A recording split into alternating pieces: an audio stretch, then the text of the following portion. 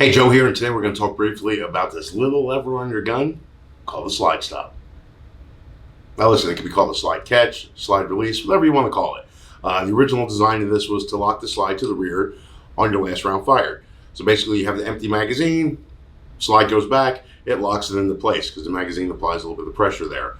The only time we ever use this, it's me, is when I have to lock the slide to the rear. If the gun slides in the forward position, got to lock it to the rear, that's how I'm locking it back. Some people like to use this as a slide release. Can it be used as that? Yeah, sure. Is it going to damage the gun? Nope. Will it work? Most of the time. Some guns do not work properly that way. It doesn't get enough force or energy from the spring to force that round into the chamber. But most of your modern firearms, your good ones out there, your Glock SIGs, all that stuff, and I'm a huge SIG fan, they work just fine. Now, do we suggest training that way, using the slide stop or slide release, whatever you want to call it, to release the slide when training? No. A few reasons on that. First off, we're training for personal protection. We're not training for any kind of competitions out there or anything like that. This is personal protection. So let's break it down real quick. One technique, one motion. That's what we suggest for training. Basically, when you go to rack your gun, you're going to do anything with your gun, you're going to rack it normally. Again, I have an injured arm. I really have a hard time racking, but that's it right there. Rack the same way every single time. You're going to load your gun, whatever you're going to do, you're going to rack it. Why? Because if there's any malfunction, that's how you're going to clear it. Let's say you forget to load the round into your gun, which I highly suggest not. Make sure your gun's loaded, but you don't have one in the chamber and a no poop situation comes up. Do you think hitting that lever is going to help? No, but if you train that way, that's what you're going to do. Let's say you're going to misfire, double feed, a stovepipe, anything like that, some kind of a jam in there. Are you going to clear it by hitting the slide stop lever? No, you're going to have to physically rack the gun. And with a double feed, you're going to have to remove the magazine. Folks, train one method, rack it. There's a lot of things, your fine motor skills are out the window in a no poop situation when your life is on the line. So yes, a lot of people argue that your finger on the trigger is a fine motor skill. That's fine. But how easy is it to get that finger onto the trigger compared to finding that slide stop or slide release, whatever you want to call it?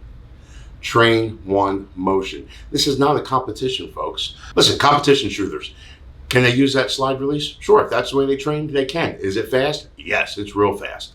Can they shave a tenth or so off of their time? Yes, and a tenth means a lot in competition. Now, in real life, I'd rather go with the proven way that's going to work, the reliable way, and rack it, slingshot it, whatever you want to call it. It's proven. It's one technique. It's one motion for everything. You're not trying to train multiple different things. You know, if the gun does not fire correctly, tap, rack, bang. It's not tap, hit the slide stop. Oh, that doesn't work. Let's rack it now, then bang. No, you're dead. Competition, you're going against a stopwatch. In real life, it's life or death. So train one way.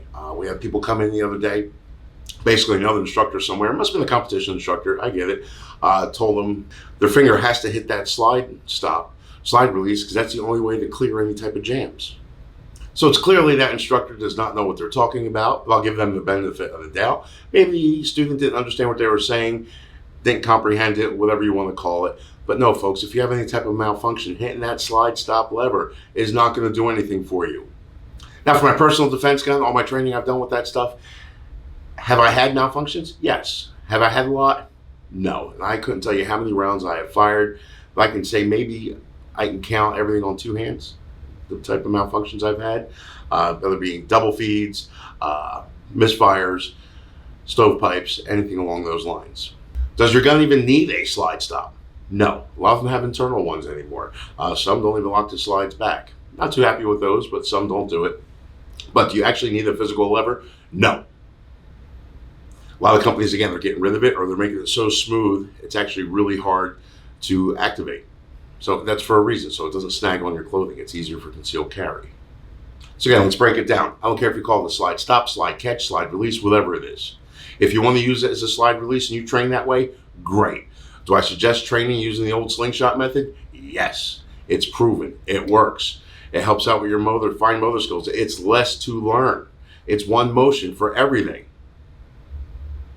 You're not going to be sitting there trying to fumble around hitting a little switch. You know, if you have, again, a malfunction, the only way to clear it is to slingshot it. And again, training for a competition and training for real life are two totally different things. I don't care how you look at it. One, you're racing for a stopwatch. One, you're racing for your life. What are you training for? Folks, have a great day. We'll see you soon.